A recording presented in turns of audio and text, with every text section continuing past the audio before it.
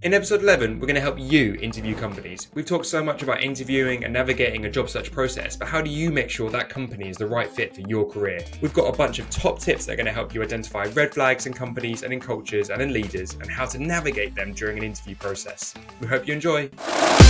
The job market has changed since the pandemic, and so have the rules. What worked 3 years ago no longer works.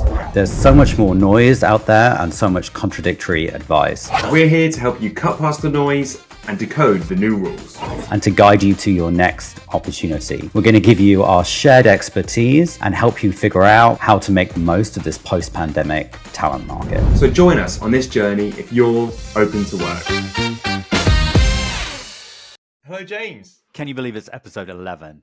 Episode 11 of the Open to Work podcast. Remind me what we do in this podcast again? Well, also, is this still officially season 1 or are we past season 1? Season 1 was supposed to be 10 episodes and this is episode 11. Seasons are a construct, James. We live outside of season constructs. We're not HBO. We're Netflix. We can make it up as we go along. If only we had Netflix's money. We are available for sponsors. Netflix are listening. I know there's some Netflix employees that follow me. So if you're listening and you've got some spare dollars. Yeah, absolutely. We'll take that production value. Come on. We could make this into the next big thing. I heard they bought a giant studio in New Jersey. We'd like to visit. Yeah. We could do our recording from your giant new studio in New Jersey, guys. Come on, we're ready. Yeah, Anyway, so what we're here to do, as always, is help people navigate this really challenging job market. And we feel like every single time we come together, we talk about something new, we talk about something interesting. We're planning to get people on to also talk about their perspectives, so you don't just have to listen to James and I natter on about recruiting and the world of existing in the candidate universe. But we thought we'd start today's episode. We're talking about some bad experiences that we've had in our recruiting career, in our interview processes, because we've all had them.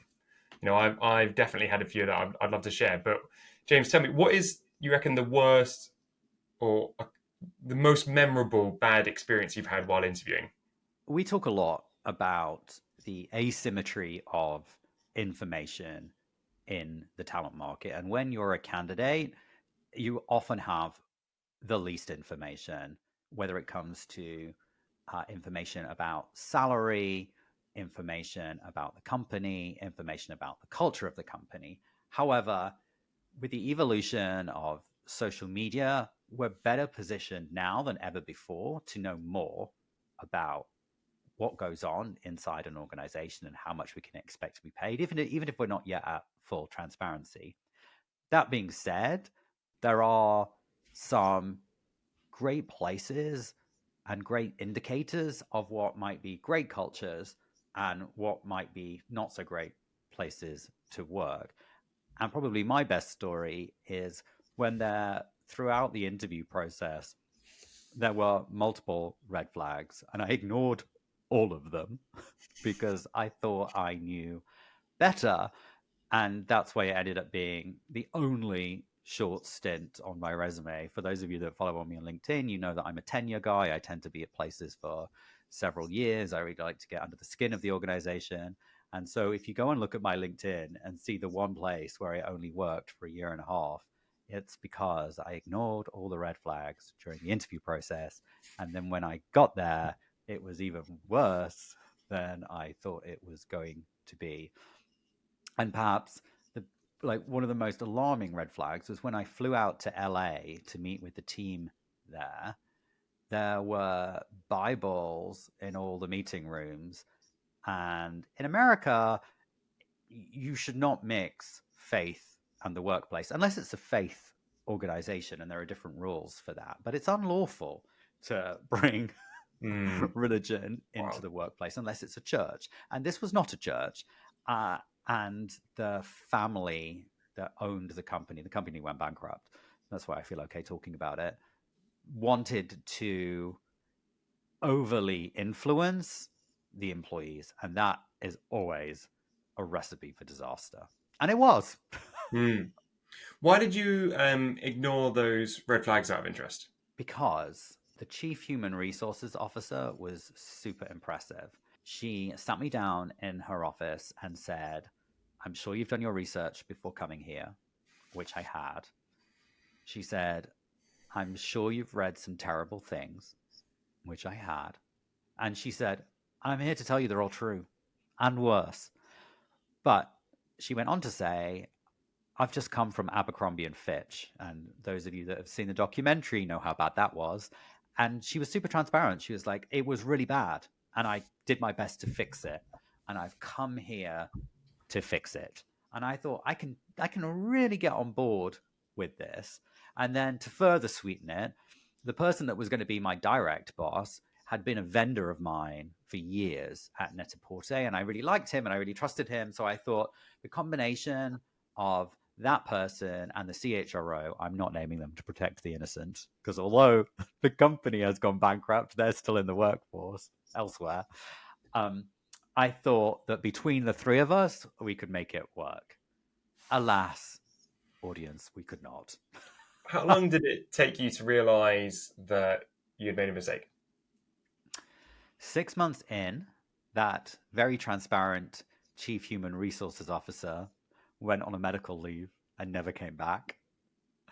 3 months after that, my direct boss went on a medical leave and never came back. And I was like, oh, this is not looking great. And so for my last 9 months, the only people above me were the family who owned the company. This is a multi-billion-dollar global organization, by the way, at the time. They had no idea who I was or what I was doing. I had part of my team were in LA, part of my team were in the Netherlands, and part of my team were in Shanghai. So I was on the road the whole time. And the family were based in LA with most of the HQ. I had no idea what we were doing in the international markets. It was utter chaos. And I left very quickly. Would you do it again? Like, reflecting on that experience, do you think you would rather just take a Nike at the time looking back, or did you get something out of that experience, do you think? No, I firmly believe everything happens for a reason. I don't think at that point in my career, I would have been able to navigate the complexity of Nike, because I was coming off the back of a decade of hyper growth with Net-a-Porter. And although we got on very big and very global, we were still relatively small, like a $5 billion valuation. Obviously, at the time I joined Nike, it was worth $300 billion. It's slightly less now. I needed an in-between experience to help me scale up. And so from Net-a-Porter, then spending 5 years at Levi's, which was obviously global, complex, but 20,000 employees, 50 countries. It was the right next order of magnitude to then get up to Nike's 80,000 employees, 50 billion revenue, 300 billion market cap, 100 countries, like super, super complex. Like I needed to work up to that. And if I'd have gone straight to Nike a decade ago, I wouldn't have been able to figure it out, I don't think. And so going and pivoting off the theme about interviews, but the way that you talk about it now in retrospect makes it sound like you had a plan the entire time, of that's what the end goal was, to work a business like Nike. Like, is that what it felt like at the time? Were you kind of trying to manufacture certain types of move through your career? No, it's only in retrospect that the through line makes sense. I just wanted to do interesting and challenging work that made sense on what I'd already done. And the things that I really loved about Net-a-Porter at the end was the global complexity and having teams all over the world. And really the only way to replicate and build on that is to join a multinational corporation. Because you just don't know if you join another startup if it's going to get there. Yeah, I think when you look at someone's career from the outside, it sometimes can look very planned. But I don't know very many people who kind of think about their career like that. They go at the time with what they feel gets them the most excited and gives them the most energy, and that changes based on your stage of life and what you're looking to do outside of work as it is inside of work. So that's really interesting to hear. Alderson James are one of the leading people and talent agencies.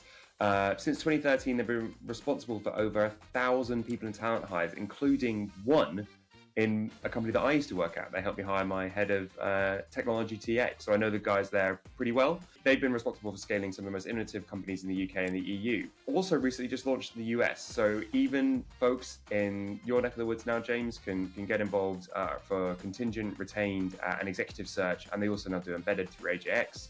So they can do it all.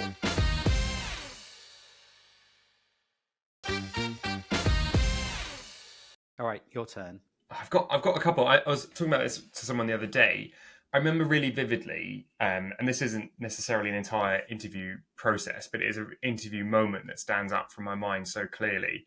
And I was meeting with a quite considerable executive search firm, and I met with them a couple of times to go in house and be a consultant within their executive search practice. And I remember very distinctly the founder saying, "Wow, I'm quite so surprised that you're so articulate, given that you never went to Oxbridge." Genuine response. And they said that I would be the first person coming into the business who hadn't been to Oxbridge. And when they offered me the role, and I assume this was a few years ago. Yes, yeah. This was maybe my second job, and I said no, and declined, and I mean, with almost straight after the meeting, went home and declined the process of moving forward. That is such an archaic way of thinking, and it's such a shame that there's still business around there. I saw that an equivalent of a job ad that says you must have gone to an Ivy League school, but in the UK, so a Russell Group school, was in a job ad recently that I saw, and there's evidence that sort of thinking still exists across businesses.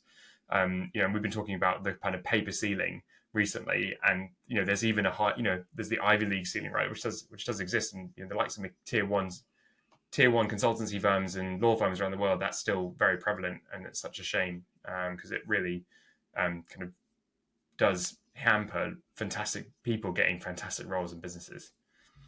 I was thinking about this the other day. Our job descriptions, I'm so embarrassed to think about this now, but in the early days, our job descriptions, all of them used to say in the qualification section, they all had the same bullet points at the end: discreet, professional, and well-spoken. Like, sounds we like were like or something. Perpetuating like class and equity. Jeez, it's so embarrassing. But it was a different time 20 years ago. Obviously, we all know better now.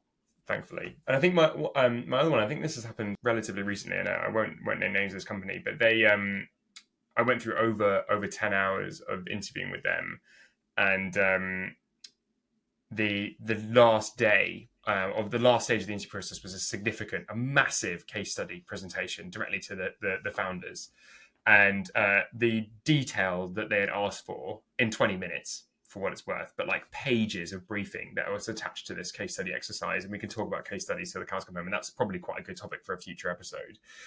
I've never ever received a case study more in depth than that in my career, and I don't think I ever will again, because I think if I did, I would probably decline the role. But I did it anyway because I wasn't working, and I wanted to, and I thought the job was quite interesting. And the day of the case study presentation that I put out 10 hours plus into building, the recruiter called me and was like, "I am so sorry, but they're not going to see you. They've decided that they've just had the case study that they met yesterday, and they're just going to offer that person, and they don't want to see anyone else, and they're just going to move forward." And then there were also like red flags through that process. So, for example, the CEO of that business, the founder of that business, was supposed to just have like a casual chat with me and basically interrogated me. And the only time that he wanted to speak to me was at 9 p.m. my time. And I was like, oh, okay, fine, I'll do it. And again, like there's just no flexibility in that. And I think that was like a really early red flag to me. What I also found very bizarre was that loads of other people in the business reached out to me to like ask for advice and for coaching afterwards. And I was like, that is quite bizarre, because they didn't hire me, and yet they're asking for my free advice still. Like, it was extremely weird. And good luck to the business, etc. It's still going well and strong, and they hired someone in the end who's very, very good. But it left a really horrible taste in my mouth after that, because I'd put in such an enormous amount of work and been treated like a transaction, which I felt, which really bummed me out, basically. In situations like that, it's almost tempting to like send them an invoice for your time, but you can't. But... Yeah, I mean, I did. So one of the things, and you will find this still online, is that because I put so much work into this case study, I just posted the entire case study Oh, you online and open advertised sourced it. Yes, I remember. yeah, and I've done that now multiple times for businesses because I just think we put so much work into these case studies, and then they only see one business. That one business doesn't buy the product from you. It's all your intellectual property. I'm like, why shouldn't we just put this out there? It's such a valuable resource for all these people all around the world to be able to look at. Or could be. I wouldn't want to blow my own horn too much. And I think that was really important. I'm really glad that I did that because it meant that this product that I was forced to create that never would have never seen the light of day, would have just been stuck in a Google Drive, ended up producing value for someone somewhere. Yeah, right. And that was really important to me in the end. And that was worth it. So we've been through these experiences in the hope that potentially others can learn from those experiences as well. And so what recommendations would you have to people out there going through that process, and what kind of red flags or markers or things that you look out for as you go through an interview process to start to kind of question whether or not this is the right opportunity for you? One of the hardest things during your job search, especially in a market like this one, where it's an employer-driven market, there are fewer opportunities, there are more candidates available, and so it feels like because there is a greater degree of scarcity. One of the hardest things, but crucially one of the most important things to do in a market like this, is to have the strength to walk away from an opportunity when you feel like it might not be the right thing for you. And the danger in a market like this one is that because there's that sense of scarcity, that you ignore the potential red flags and end up joining a business where you are potentially not going to be able to thrive. And there's no one size fits all answer because we're all different and we all have different values and different motivations. But I think there are certain indicators that you can look for, and you can decide whether these indicators align with your values or give you pause as to whether this might not be an organization that aligns with your values. And for me, it all comes down to how much you can get a sense of the culture and how much you can get a sense of how employee centric an organization is. And just to jump in for a United second on this topic, I think as well, just because say what? Just to jump in a second on this topic, and because I think acknowledging first at the top of this entire conversation is that people are struggling for looking for work and are really kind of your personal financial decision making process is obviously a really important factor of or whether or not you'll accept a job under different circumstances. But at least as we go through this conversation, is a platform for you to go in eyes wide open and aware of what you're getting yourself into. So even if you have to accept that job that you wouldn't have ordinarily, you at least know intellectually what the challenges are going to be, where this is going to be a struggle for you, from a culture perspective, if you do have to accept it. And hopefully you don't, but acknowledging that there'll be people out there who won't have the luxury of that choice if they're offered a job right now. But these, at least if you kind of can go through these practices and that you will optimize your chances of knowing exactly what you're getting yourself into. To your point, to your points that you're about to make, James. I'm sorry for interrupting you. It's all right. I was really formal. Okay, so red flag number one is as a direct result of the push towards salary transparency here in the United States. Right now, there is only changes in legislation happening at the state level. There is no federal law around salary transparency. What that means is companies have choices in how they respond to salary transparency, and how they respond can actually be an indicator of the type of organization they are. So let me give you a really practical example. Some states in the US, about 10, I think it is right now, require organizations that are hiring jobs externally. This only applies to external hiring. You don't need to do it if you're just hiring from your own employee base. But if you're going to hire externally, you have to post the salary for the job. Because the laws are also new, there is some gray area in how you can respond to that. most organizations are choosing to respond by posting partial ranges for the job. They're not posting full ranges because actually, and if you go back to our salary episode, we get into the detail of how salary bands work, but salary bands can be $100,000 wide. That's totally normal. That's non-malicious. So what lots of companies are doing are posting partial ranges. And what they're typically doing is posting from the bottom of the range to the 25th percentile, even though most people end up being in or around the midpoint. So they're complying with the law, but not with the strict letter of the law. And that's okay. So if you see a job that's posted that says $140,000 to $160,000, that's pretty legitimate. That could be a partial range. What I think is interesting is companies that are choosing to post salary range from $50,000 to $600,000.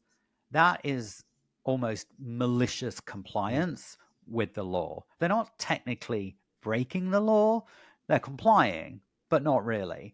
And that's not super helpful to you as a candidate, obviously, because where in the 50 to 600,000 does this job sit? But it also shows you a little bit about what the company thinks. They don't really want to comply with the law. They don't really care about salary transparency. So they're just doing the bare minimum. Now, that may or may not matter to you, but for me, that's a pretty clear indicator of how they think about things. Does that make sense? Yeah, and it's even, we talked about this in the last episode, but there's a reason this perpetuates systemic inequity. And so if you are essentially not a white man, you can assume that this business is probably going to not engage and want to support your career and your growth. And it says a lot about a business that is actively looking to marginalize people through pay transparency, through maliciously complying with this law, and should be a significant red flag. Yeah.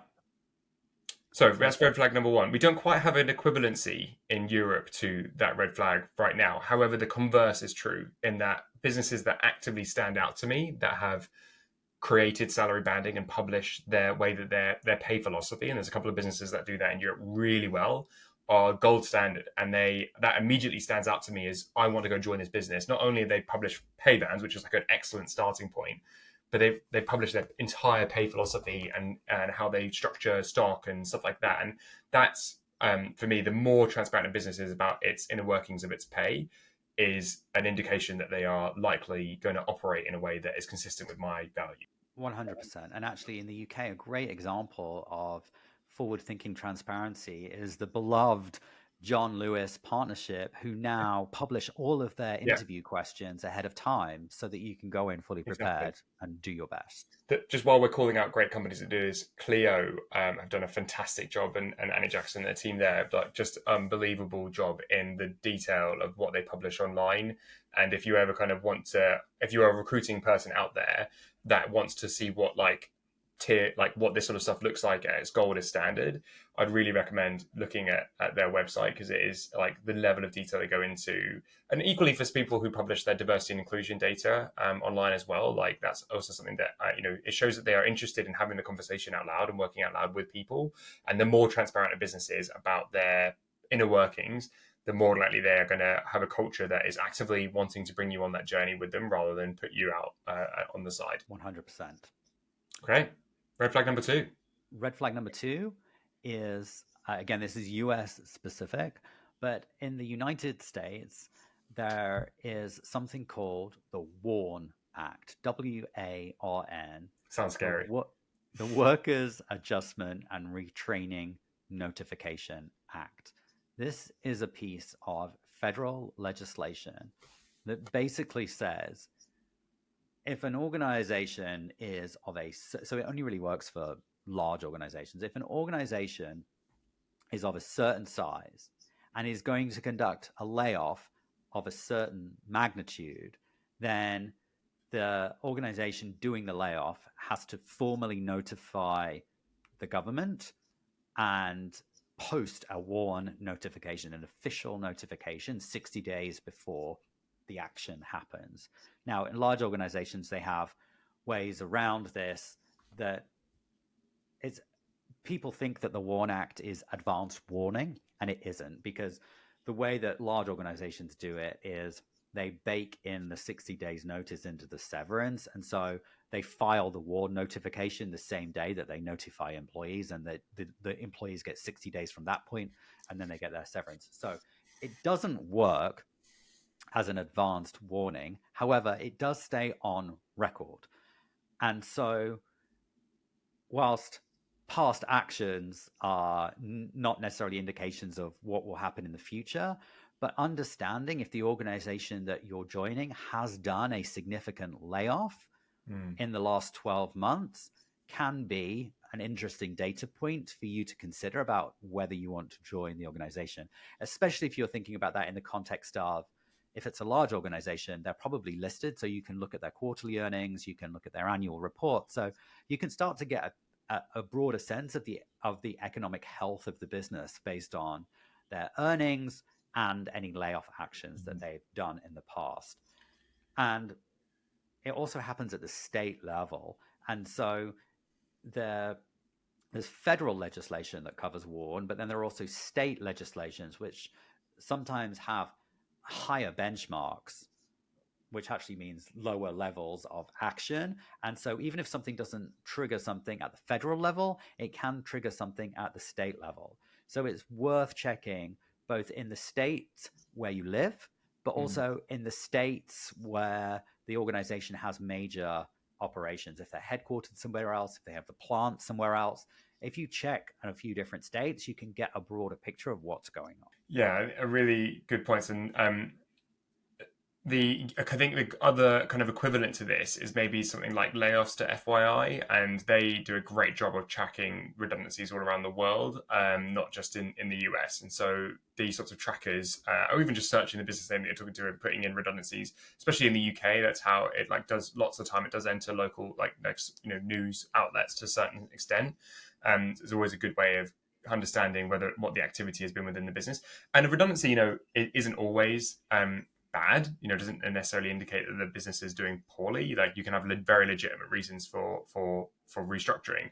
However, I think what we've seen when we talk about, we talked about the malicious compliance, right? I think potentially we've seen malicious redundancies happening in the past few years where they've done it to actively drive up stock prices, and it has been at the kind of complete disregard of even the long-term business outcomes, but also the employees who are there. And I think it's important to at least be able to ask the question and understand the narrative and come in fully armed to what is happening behind the scenes of a business if they have gone through a significant restructuring like that anytime in the last year and a half, which most businesses around the world probably have. And if they haven't, that's also a good question to ask.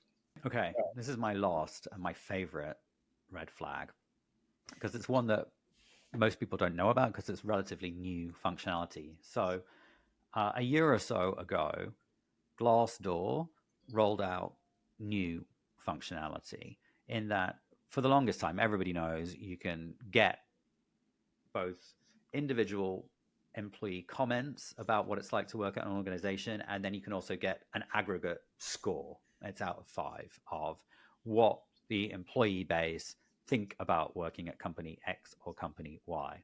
And like all review sites, whether it's Yelp for food, or I don't know what the UK equivalent is, or if Yelp is in the UK, it's a long time since I lived there now.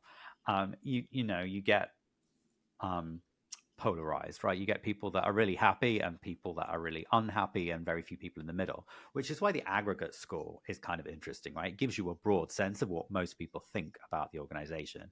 But where it gets really interesting is with the new functionality, Glassdoor allow you to slice the data by demographic. So you can see the overall aggregate score, but then you can see, what do women think? What do people of color think? What do LGBTQ plus folk think? And my tip is, irrespective of how you identify, whether you are in one of those underserved groups or not, what you need to look at is the delta between the aggregate score and then the scores of the historically underserved groups. And if there is a significant delta between those two scores, that is a really clear indicator of the type of culture inside that organization. If folks from historically underserved groups have a significantly worse time than the average employee. Whether you're in one of those groups or not, it gives you an indication of what the culture might be like. Yeah, that's a really interesting perspective on it, because Glassdoor I've always treated with like the biggest pinch of salt. That companies can, for example, really encourage people and run like bonuses for people to go and pay people to go and comment on their Glassdoor, in order to spruce up their ratings. I wasn't aware of this particular functionality, so I find that really interesting, and it's worth, regardless of whether or not you think Glassdoor is good or bad as a product, or like it's, you have question marks over its place in the candidate journey, it does tell a story, and it's a data point in yeah, the context of many others that you might find. Yeah, and I think that's like a really nice way to summarize it. It's like all of these red flags, quote unquote, are really just parts of your research journey that are going to help you better understand and ask the better questions to people, through the interview process. And that's going to enable you to come in with your eyes wide open. And the biggest challenge that most people have when they come into a business is that they haven't asked the right questions that are going to, and that's what the data points provide you. And the more questions you can ask, the more likely it is you're going to have access to whether or not this is a good opportunity or not. And I think if I was to like leave this on a last point, if we're talking about the concept of questions, feel confident to ask questions. If the business is resistant to answering your questions, then that is in and of itself a red flag. And I've had that happen when I've said, you asked too many questions. That has been a piece of feedback that I've received, and I did not move forward with that business as a result. Because if they are challenging my intellectual curiosity and wanting to understand how their business works, what else are they going to challenge me on when I get into that company? And I think those are... What are they hiding? And what are they hiding? Yeah, really good question. And so I think it's really important to take ownership, to have a look and take authority of like, what is... I need to know this. This is my right to be able to ask these questions and go through this process. And it is a two-way street, and it is for you to discover what the outcome is going to be and what is happening behind the curtain. And they should be enthusiastic with saying that. And if you get to the end of the recruitment process and you haven't had an opportunity to properly ask questions, ask them to put time aside for half an hour to do that. Because if there's someone you're going to offer, that's probably going to be looked upon in a good business, that will be looked upon extremely highly. And so really if you have a kind of one takeaway from this, it's have the confidence to ask questions and do your research and make sure those questions are going to give you the insights you need, because that's going to be the kind of needle shifter. Speaking of questions, please write into us. We love it when you send us your questions. What's our email address, Matt? opentoworkpod@gmail.com, and we are doing special Q&A episodes. Yeah, so, and you also reach out to us on LinkedIn. We love getting your messages on LinkedIn. We have our own LinkedIn persona. We're on YouTube, Open to Work Pod. We're on Spotify. We're on Apple. We're on TikTok, Open to Work Pod as well. So yeah, just get in touch. We love hearing from you, and we want to help you specifically navigate this job market. And if you have friends of yours that are also going through this job market, share the podcast with them and ask them to write in and share their questions, because the more people that we can help, the more that this is the more impact that we can have with people around the world. So yeah, share it, love, subscribe. You know where to find us. You know where to find us. Okay, until next time, James. Bye. Cheers, bye.